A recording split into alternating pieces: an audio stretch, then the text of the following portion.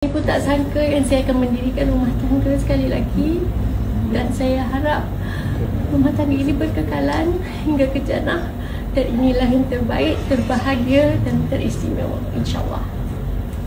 Berat. Alhamdulillah, saya nak ucap terima kasih kepada semua yang mendoakan, baik daripada rakan media, daripada Borak Sini punya tim, daripada sahabat handai.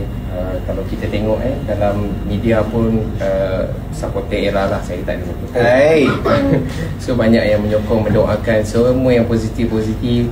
So saya rasa hari itulah yang jadikan semangat kita hari ini untuk adakan satu majlis yang saya rasa cukup lancar.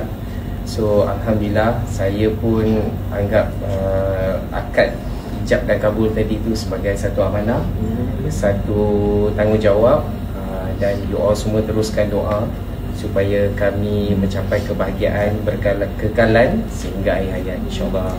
Amin.